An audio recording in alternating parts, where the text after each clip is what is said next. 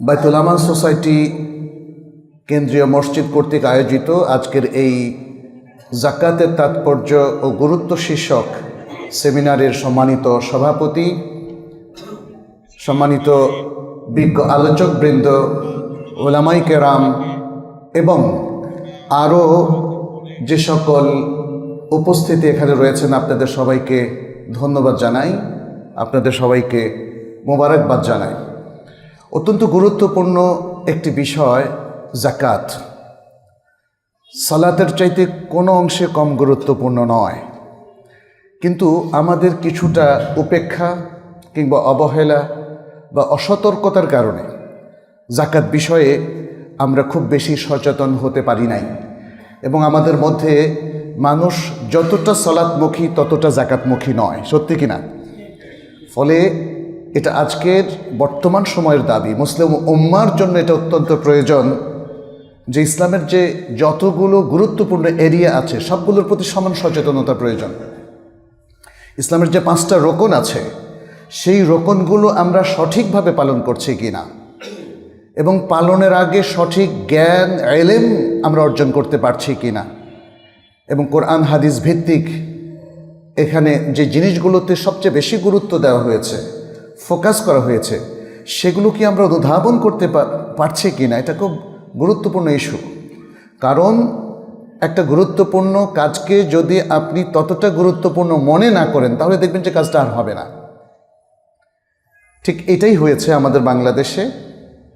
হয়তো সামনের আলোচনাগুলোতে অনেক কিছু আপনাদের সামনে ফুটে উঠবে।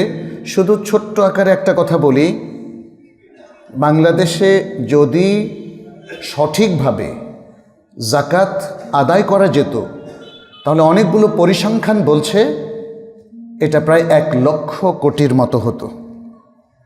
1 লক্ষ কোটি টাকা, যেখানে আমাদের বাজেট হচ্ছে 7 লক্ষ বা 8 লক্ষ কোটি টাকা, তাহলে 1/7 অথবা 1/8 কি পরিমাণ! তাহলে এই যে দারিদ্র্যের কথা আমরা বলছি, এই টাকা দিয়ে যদি আমরা দারিদ্র্য বিমোচন প্রোগ্রাম বলি অথবা নিডি মানুষদের পাশে দাঁড়ানো, দুস্থ মানুষদের পুনর্বাসন, এরকম আরও নানা ভালো কাজ যদি আমরা করতে পারি তাহলে বাংলাদেশ নিজের পায়ে দাঁড়াতে বেশি দিন লাগার কথা নয়।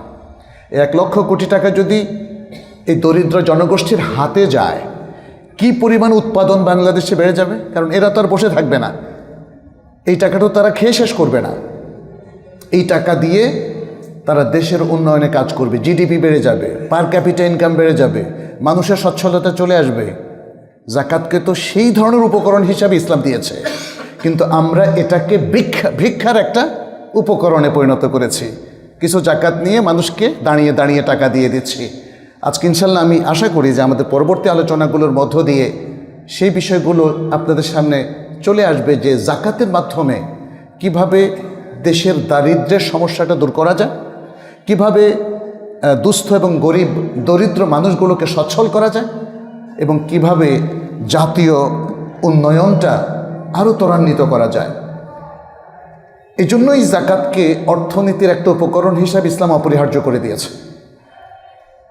যাকাত সম্পর্কে যে আয়াতগুলো আছে, যে হাদিসগুলো আছে, এগুলো কিন্তু আমাদের পড়ে ফেলতে হবে। সম্মানিত উপস্থিতি, আমি আপনাদেরকে অনুরোধ করব আজকের পরে যত দ্রুত সম্ভব যাকাত সম্পর্কিত আয়াতগুলো একটু পড়ে নেবেন।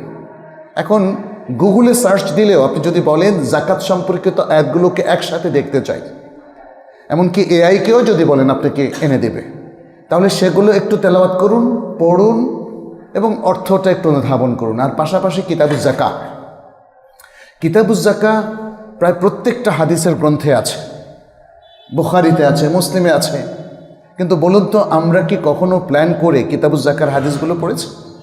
আপনি যদি পড়তেন তাহলে দেখতেন যে যাকাত অনাদায়ী থাকার কারণে কি ভয়ঙ্কর রকমের শাস্তির কথা আল্লাহও বলেছেন, আল্লাহ রাসূল সাল্লাল্লাহু আলাইহি ওয়াসাল্লামও বলেছেন। একটা আয়াত দিয়ে আমি শুরু করি, সূরা আত-তাওবার 34 এবং 35 নম্বর আয়াত।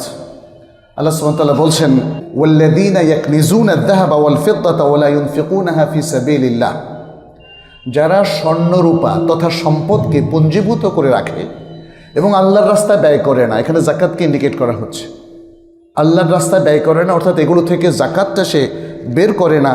ফাবাশশিরহুম বিআযাবিন আলীম। আল্লাহ বলছেন তাদেরকে কঠিন মর্মন্তুদ শাস্তির সুসংবাদ দাও। দেখুন এখানে কিন্তু একটু শ্লেষ মিশ্রিত বক্তব্য। আযাব কি সুসংবাদ হতে পারে?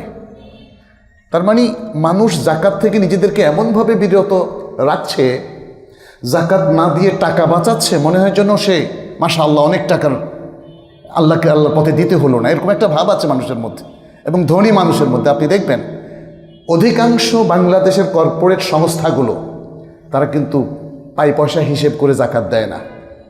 আমি নিজে অনেকগুলো কোম্পানিতে কনসালটেন্সি করেছি এবং দেখেছি অধিকাংশ কোম্পানি তাদের যে সদিচ্ছার অভাব আছে তা না, অসতর্কতা, জ্ঞান নেই এবং তারা মনে করে একটা লামসাম বের করে দিলেই হলো। কিন্তু আসলে কি তাই? পরের আয়াতে আল্লাহ কি বলছেন? ইয়াউমা ইউহবা আলাইহা ফি নারি জাহান্নামা ফাতুকওয়া বিহা জিবাহুহুম ওয়া জুনুবুহুম ওয়া যুহুরুহুম। যেদিন আল্লাহ সুবহানাহু ওয়া তাআলা জাহান্নামের আগুনে এই সম্পদগুলোকে গরম করবেন, সম্পদগুলোকে গরম করা হবে। চিন্তা করেন কি বলছেন আল্লাহ সুবহানাহু ওয়া তাআলা। এবং তারপরে সেগুলোকে একটা পাতে পরিণত করে প্রচণ্ড, দেখেন পৃথিবীর আগুন নয়, কিসের আগুন? জাহান্নামের আগুন। ফিনারে জাহান্নামা বলা হয়েছে। সে জাহান্নামের আগুনে উত্তপ্ত এই সম্পদকে পাতে পরিণত করে সেগুলোকে উত্তপ্ত করে তাকে ছেঁকা দেওয়া হবে তিনটা জায়গায়। একটা কি? জিবাহুহুম, তাদের কপালে। কপালে এই ছেঁকা দেওয়ার মাধ্যমে তখন তো আর সকল মানুষ হাসর ময়দানে থাকবে, তাই না? ফলে মানুষ জেনে যাবে এ হচ্ছে জাকাত আদায় করেনি সে ব্যক্তি। এখানে চিহ্ন বসে যাবে। আগুন দেওয়ার সাথে সাথে একদিকে যেমন কষ্ট, একদিকে যেমন ভয়ঙ্কর অবস্থা, অন্যদিকে তেমন একটা ছ্যাঁকার দাগ সেখানে বসে যাবে। দ্বিতীয় হচ্ছে অজনবহুম, তার দুই পার্শ্বদেশ, দুই দিক থেকে। এবং তৃতীয় হচ্ছে ওয়াদুহুরহুম, পেছন থেকে। সামনে থেকে কপাল, দুই পার্শ্বের দুই পার্শ্বদেশ, আর পেছনে হলো পিঠ। তাহলে সামনের মানুষও দেখবে, ডান পাশের মানুষও দেখবে, বাম পাশের মানুষও দেখবে এবং পিছনের মানুষও দেখবে। হাসরের মাঠে সে চিহ্নিত হয়ে যাবে সে হচ্ছে এমন ব্যক্তি যে জাকাত দেয়নি। কিন্তু এটা তো শুধু চিহ্ন নয়, এটা তো কঠিন আগুনের পাত, যেটা দিয়ে আপনাকে আমাকে, আল্লাহ আমাদেরকে মাফ করুন, আল্লাহ আমাদেরকে রক্ষা করুন, অবশ্যই দোয়া করি। জাকাত যারা দেয়নি তাদেরকে শাস্তি দেওয়া হবে। এরপরে কি? হাযা মা কানাজতুম, এ হলো সেই সম্পদ যেটা দিয়ে তোমাকে ছেঁকা দেওয়া হলো, যে সম্পদ তুমি পুঞ্জীভূত করে রেখেছিলে। হাযা মা কানাজতুম লিআনফুসিকুম ফাযুকু মা কুনতুম তাকনিজুন। তোমরা যে সম্পদটা পুঞ্জীভূত করেছিলে এখন তার স্বাদটা আস্বাদন করো। কে বলেছেন এগুলো? আল্লাহ সুবহানাহু ওয়া তাআলা। ঠিক এই আয়াতের ব্যাখ্যায় আপনি সহিহ বুখারীর মধ্যে আর অনেকগুলো বর্ণনা পাবেন। সেখানে সম্পদ আবার আজদাহা সাপ হয়ে আসবে আপনার কাছে, ছবল মারবে।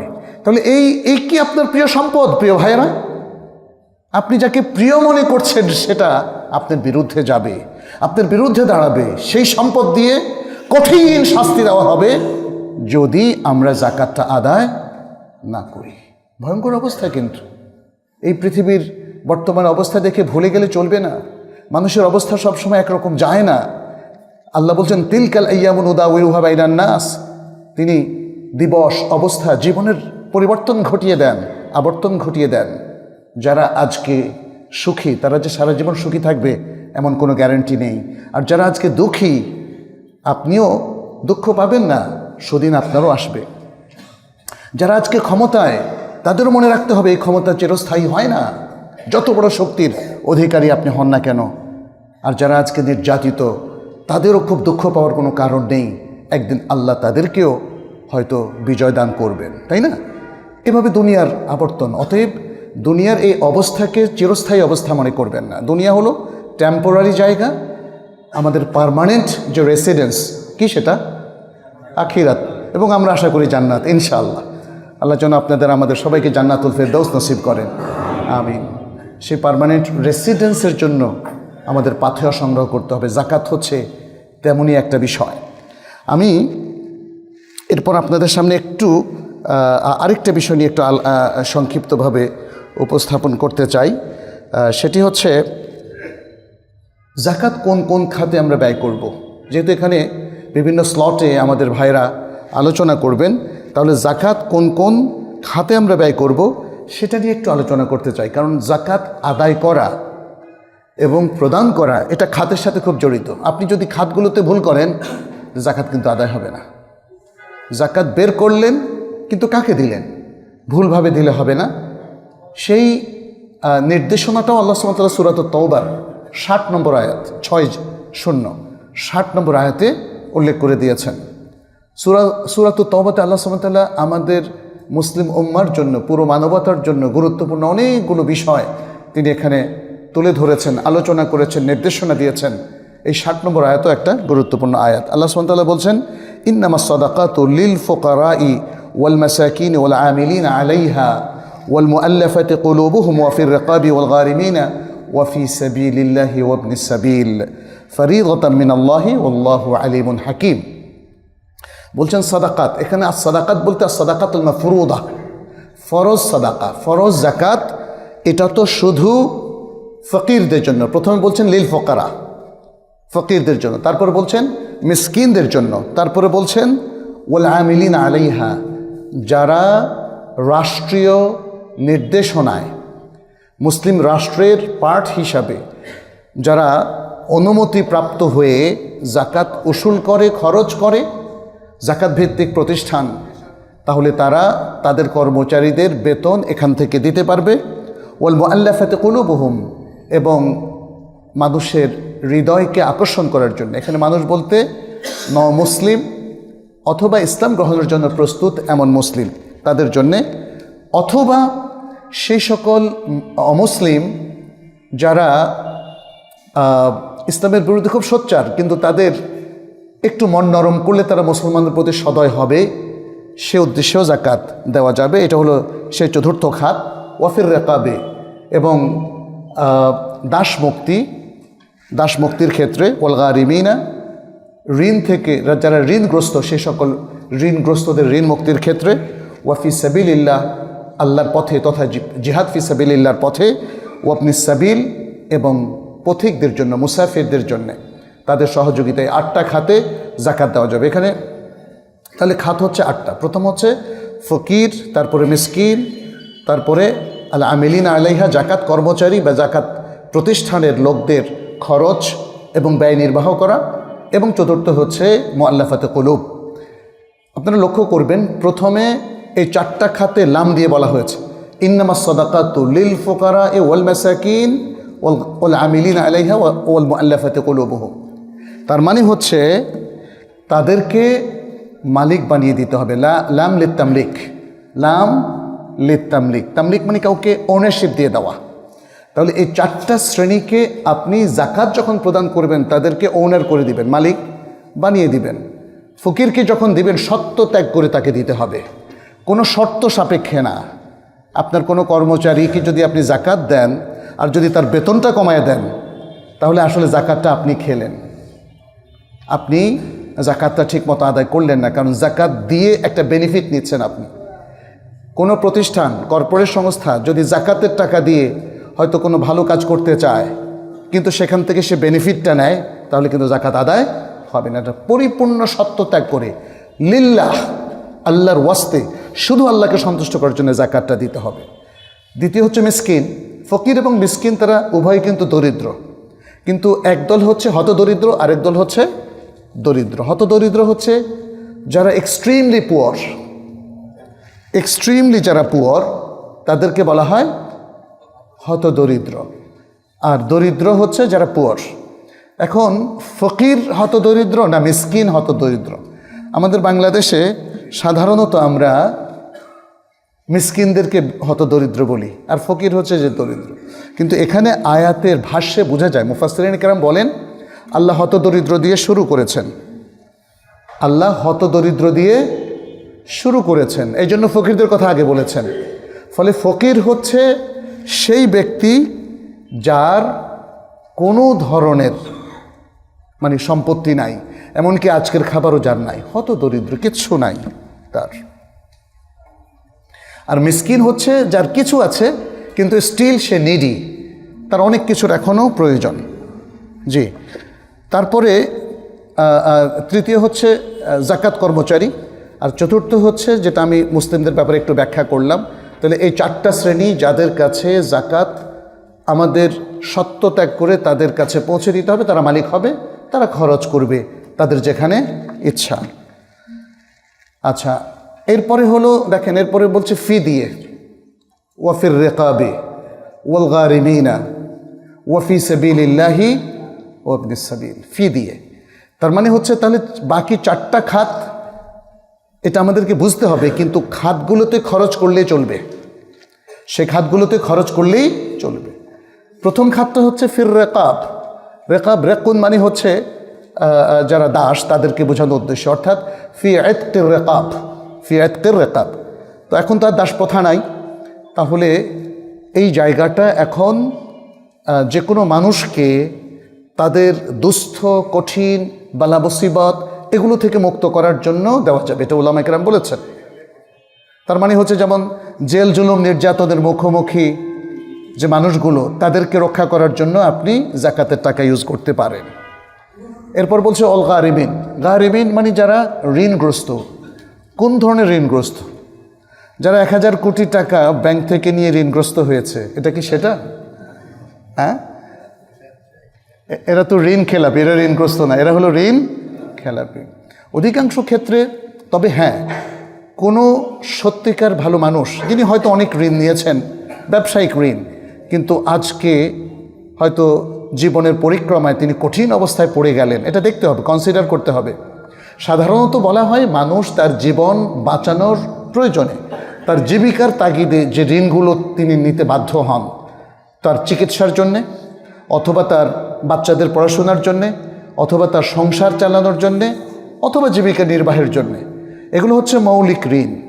আসলে ইসলামী শরীয়ত আপনাকে বাধ্য না হলে ঋণ গ্রহণ করতে উদ্বুদ্ধ করে না, বরং বলে যে ঋণ না নিয়েই তোমরা জীবনযাপন করো। কারণ ঋণ একটা দায় তৈরি করে, ঋণ একটা দায়িত্ব তৈরি করে, ঋণ আমাদেরকে বড় বিপদে ফেলে দেয়, তাই না? এবং ঋণ কিন্তু আপনি আদায় না করলে, আর ওই লোক মাফ না করলে কিন্তু কিয়ামতে আপনার মাফ হবে না, কিয়ামতের মাঠে আপনাকে ঋণ দিতে হবে। তাহলে সর্বাবস্থায় আমাদেরকে এটা একটু খেয়াল রাখতে হবে যে এখানে সব ঋণ নয়, কিছু ঋণ আছে যেগুলো জাকাত থেকে আদায় করা যাবে না, আর কিছু ঋণ আছে যেগুলো জাকাত থেকে আদায় করা যাবে। তবে ব্যক্তির অবস্থাটাও দেখতে হবে।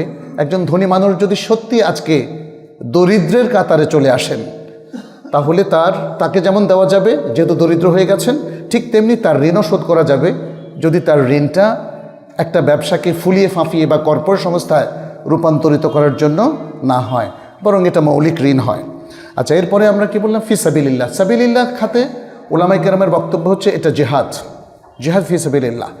সরাসরি যেখানে মুসলিমরা অমুসলিমদের বিরুদ্ধে যুদ্ধে লিপ্ত হয় এবং উলামায়ে কেরাম এটাকে জিহাদ বলে ঘোষণা করেন, তখন সেখানে জাকাতের টাকা ব্যয় করা যাবে।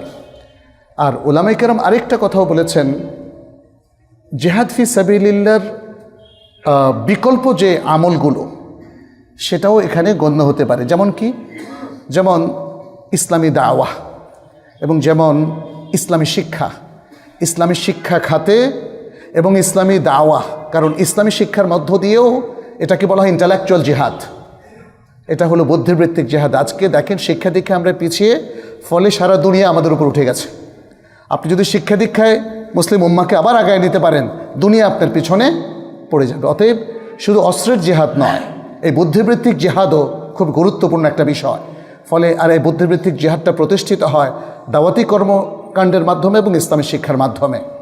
তো যদিও এই ব্যাপারে উলামায়ে কেরামের মধ্যে কিছু ইখতিলাফ আছে, কেউ বলেন যে না, অস্ত্রের মাধ্যমে যে যুদ্ধ হয়, জিহাদ হয়, সেটা ছাড়া এই খাতে আর ব্যয় করা যাবে না। অধিকাংশ ওলামায়ে কেরাম, আজকের মহাক্কিক ওলামায়ে কেরাম বলেছেন যে না, বুদ্ধিবৃত্তিক জিহাদেও এখানে ব্যয় করা যাবে। এরপরে হলো মুসাফির, ওয়াবনিস সাবিল। মুসাফিরদেরকে বলা হয় ইবনুস সাবিল, যারা পথের সন্তান, তো তারা হলো মুসাফির। আমরা জানি যে একজন মানুষ যখন তার নিজের গ্রামে, নিজের জনপদে, নিজের দেশে ধনী থাকে, হয়তো বিদেশ হয়ে গিয়ে সে হয়তো কঠিন অবস্থায় পড়ে যায়, তখন এ কথা বলা যাবে না যে সে তো ধনী, তার বাড়িতে ইন্ডাস্ট্রি আছে, কিন্তু এখন তো কিছু নাই। এখন যদি সে সৌদি আরবে বিপদে পড়ে কিংবা চায়নায় গিয়ে বিপদে পড়ে, তাহলে তাদেরকে জাকাত থেকে সাহায্য সহযোগিতা করা যাবে, ঋণ না, একদম দিয়ে দেওয়া যাবে তাকে তার হাজত অনুযায়ী। তাহলে এগুলো হচ্ছে আসলে জাকাতের খাত। উলামাই কেরাম এই খাতগুলোকে আরও বিশদভাবে ব্যাখ্যা করেছেন। আলহামদুলিল্লাহ, আমার মনে হয় অনেকগুলো আর্টিকেলও আপনারা নেটে পাবেন, ইন্টারনেটে, বাংলা, ইংরেজি, আরবিতে। এগুলোর উপর একটু পড়াশোনা করা দরকার। আমরা যারা জাকাত দিচ্ছি একটু খেয়াল করা দরকার, জাকাতটা কি ঠিকমতো যেই জায়গা দেওয়ার কথা ওখানে দিচ্ছি কি না, আবার জাকাত দেওয়ার পরে সেখান থেকে কোনো বেনিফিট পাচ্ছে কি না, এটা খেয়াল রাখবেন। ইভেন আমরা আমাদের আত্মীয় স্বজনকেও জাকাত দিতে পারি যারা দরিদ্র, কিন্তু যদি এমনভাবে মানে ট্রিক্স করে জাকাতটা দেই যে পরবর্তীতে একটা বেনিফিট তার কাছ থেকে আমি জাকাত দেওয়ার বদৌলতে পাচ্ছি, তাহলে এই জাকাতটা কিন্তু সঠিকভাবে আদায় হবে না। তারপরে যাকে যেভাবে জাকাত দেওয়া দরকার সেই জিনিসটা আমাদেরকে রক্ষা করতে হবে। একজন লোককে 5টা টাকা জাকাত দিলেন, ব্যাকরণগত দিক থেকে তো সমস্যা নাই, কিন্তু আসলে 5 টাকা 10 টাকা দিয়ে একটা লোকের কি হবে বলেন তো, তাই না? আমরা অনেকেই দেখেছি, আমি ছোট সময় থেকে শুনে আসছি যে ওই যে লুঙ্গি শাড়ি এগুলো দিয়ে জাকাত দিচ্ছে। শুধু তাই না, এগুলোকে নামকরণ করা হচ্ছে কি জাকাতের লুঙ্গি, জাকাতের শাড়ি, খুবই নিম্নমানের, যেগুলো কেউ পড়তে, কোনো মানুষ পড়তে পারে না। আমরা সেগুলো দিয়ে জাকাত দিচ্ছি। জাকাত দিতে গিয়ে আমরা লম্বা লাইন দাঁড় করাচ্ছি, মানুষকে দেখাচ্ছি, পদপিষ্ট হয়ে কোনো মানুষ মারা যাচ্ছে, অথবা জাকাতকে আমি ঘোষণা দিচ্ছি ফেসবুকে, অনলাইনে কিংবা টিভিতে। মনে রাখবেন, রিয়ার কারণে জাকাত কিন্তু বাতিল হয়ে যায়। অতএব জাকাতটা দেওয়ার ক্ষেত্রে সর্বোচ্চ সতর্কতা প্রয়োজন। যাদেরকে জাকাত দিচ্ছি তারা কি মানুষ নাকি মানুষের বাইরে কিছু? তাইলে তারা কি আমাদের ভাই বোন? আমরা কি তাদেরকে আমাদের মুসলিম ভাই বোন হিসাবে কনসিডার করি কি না? যদি করি তাহলে তাদের সম্মান রক্ষা করে জাকাত দিতে হবে। জাকাত, মনে রাখবেন, একদল মানুষ জাকাত দিয়ে আরেক দল মানুষকে মানে লাঞ্ছিত করবে, অপমানিত করবে, এটা জাকাতের উদ্দেশ্য নয়। একদল মানুষ ধনী, সে তার ভালোবাসা, সে তার শ্রদ্ধা, তার মমতা দিয়ে সমাজের দুস্থ মানুষদেরকে সে উঠিয়ে নিয়ে আসবে। জাকাত হলো এই দৃষ্টিকোণ থেকে একটা সম্মাননা। আমাদের ফোকাসগুলো নষ্ট হয়ে গেছে। দেখেন, আমাদের পুরুষরা যে বিয়ের সময় নারীকে মহারানা দেয়, অমুসলিমরা কিন্তু এটার অপব্যাখ্যা করছে। মহারানা টাকার বিনিময় না, এগুলো না, এটা নারীকে সম্মানিত করা। ঠিক জাকাত দিয়েও আমরা জাকাতের যারা হকদার তাদেরকে সম্মানিত করছি যে ভাই, আমার সম্পত্তিতে এটা তোমার অধিকার। এটা কি কখনো বলি আমরা? এটা বলতে হবে, আমার সম্পত্তিতে এটা তোমার অধিকার। প্রিয় ভাইরা, এভাবেই জাকাতটা দেন। আমি জাকাত দিয়ে কারোর প্রতি করুণা করছি না, জাকাত দিয়ে কাউকে আমি দয়া করছি না। জাকাত আমাদের দয়াও নয়, দাক্ষিণ্যও নয়, এটা এহসান নয়। জাকাত কি ফরজ না? জাকাত ফরজ। তাহলে ফরজ কাজটা আদায় করছি, এবং এর যে প্রাপ্য হকদার, এই হকদার নির্ধারণ করেছেন কে? আল্লাহ। এই যে 8 প্রকার হকদার নির্ধারণ করেছেন আল্লাহ সুবহানাহু ওয়া তাআলা। অতএব জাকাত নিয়ে আমরা যেন আর ছিনিমিনি না খেলি, আমরা যেন জাকাতটাকে লুকিয়ে না রাখি আমাদের সম্পত্তির মধ্যে। মনে রাখবেন, আপনার সম্পত্তিতে যদি জাকাত অনাদায়ী থেকে যায়, হালাল হারাম মিশ্রিত হয়ে যায়, কারণ অন্য মানুষের হক কিন্তু আপনি আটকে রেখেছেন। জাকাত যখনই ফরজ হবে, দ্রুততম সময় জাকাত দিয়ে দিতে হবে। আজকে যদি আমরা জাকাতের এই ফোকাসটা সামনে রেখে কাজ করি, আমার বিশ্বাস এই দেশে অনেকগুলো মাল্টিপল বেনিফিট হবে। প্রথম বেনিফিটটা হচ্ছে দারিদ্র্য কমে আসবে, দুস্থ মানুষরা পুনর্বাসনের সুযোগ পাবে। দ্বিতীয় বেনিফিটটা হচ্ছে সমাজের ধনী শ্রেণী এবং দুস্থ শ্রেণীর মধ্যে একটা সেতু বন্ধন হবে, একটা সম্প্রীতি, ভালোবাসা তৈরি হবে। তৃতীয় বেনিফিটটা হচ্ছে এর মধ্য দিয়ে আল্লাহর বারাকা নেমে আসবে, কারণ আপনি আল্লাহর ফরজ এবং অনুশাসন বাস্তবায়ন করলেন, ঈমান এবং তাকওয়ার ভিত্তিতে কাজ করলেন। এরপরে আরও অনেক বেনিফিট আছে যেগুলো বলে শেষ করা যাবে না। আমি যেটা বললাম, জাকাত যদি ঠিকমতো আদায় করা যায়, পুরো দেশকে সচেতন করা যায়, সরকারি বেসরকারি উভয় পর্যায়ে জাকাত আদায়ের জন্য সর্বাত্মক যদি আমরা চেষ্টা করি, তাহলে প্রায় 1 লক্ষ কোটির মতো টাকা জাকাত আদায় করা যাবে। এবং এই টাকার মধ্য দিয়ে নানা রকমের উন্নয়নমূলক কর্মসূচি, দারিদ্র্য বিমোচনমূলক কর্মসূচি, বিভিন্ন শ্রেণীকে আপনি পুনর্বাসন করতে পারবেন। আমরা জানি যে বাংলাদেশে বিভিন্ন শ্রেণী আছে, পথ শিশু আছে, তারপরে বস্তির মানুষ আছে, রিক্সাওয়ালা মানুষ আছে, স্বল্প আয়ের মানুষ আছে, এবং আপনি আরও দেখবেন যে এই যে যেমন ধরেন তৃতীয় লিঙ্গের মানুষ যাদেরকে বলা হয় হিজড়া, এদেরও পুনর্বাসনের কাজ কিন্তু জাকাতের মাধ্যমে হতে পারে। তো আমি আশা করব যে বাইতুল আমান মানে নিরাপদ একটা গৃহ, তাই না? আপনাদের সোসাইটিগুলোকে আপনারা বাইতুল আমান খুব সুন্দর নামকরণ করেছেন। তাহলে এর মাধ্যমে আপনারা দেশের নিরাপত্তার ব্যবস্থাও কিন্তু করতে পারেন। এই এলাকার যে সকল জনগণ তারা দারিদ্র পীড়িত এবং যারা কঠিন অবস্থায় আছে তাদের কিন্তু আপনারা ব্যবস্থা করতে পারেন। এবং এর মধ্য দিয়ে জাকাতের মাধ্যমে দরিদ্র মানুষদের ফার্স্ট এইড প্রোগ্রাম চালু করা যেতে পারে। তাদের চোখের চিকিৎসা আপনার ক্যাম্পিং এটা করতে পারেন বছরে একবার দুবার। এই যে এত সুন্দর প্রেমিজ, শুধু কি নামাজের জন্য ব্যয় করবো? আল্লাহ রাসূল কি মসজিদে নববীকে আরও অনেক কাজে ব্যয় করেছেন না? তাহলে দুস্থ মানুষদের পুনর্বাসন এখান থেকে হতে পারে। আপনারা এখান থেকে এই এলাকার দরিদ্র ছেলেদের বৃত্তির ব্যবস্থা করতে পারেন, শিক্ষাবৃত্তির ব্যবস্থা করতে পারেন। আপনারা এই এলাকার যে সমস্ত শিশুগুলো যাদের কোনো হয়তো ছিন্ন ভিন্ন অবস্থায় আছে তাদেরকে একটু একসাথ করে ব্যবস্থা করতে পারেন। এইভাবে নানা রকম উন্নয়ন কর্মকাণ্ড আমার মনে হয় এই মসজিদই হচ্ছে সবচেয়ে অ্যাপ্রোপ্রিয়েট জায়গা যার মাধ্যমে করা যায়। তাহলে মানুষ ভাববে মসজিদ শুধু উপাসনালয় নয়, মসজিদ আমাদের উন্নয়নের চাবিকাঠি, মসজিদ আমাদের মুসলিম উম্মার নেতৃত্ব দেওয়ার জায়গা, মুসলিম উম্মার উন্নয়নের একটা গুরুত্বপূর্ণ স্থান এবং মার্কাজ হলো মসজিদ মার্কাজুল উলুম, মার্কাজুল জাকাত, মার্কাজুল সাওম। মসজিদ আমাদের সব দিক থেকেই একটা গুরুত্বপূর্ণ প্রতিষ্ঠান হয়ে উঠতে পারে যদি জাকাতটাকে আমরা সুন্দর মতো ডিসবার্স করতে পারি।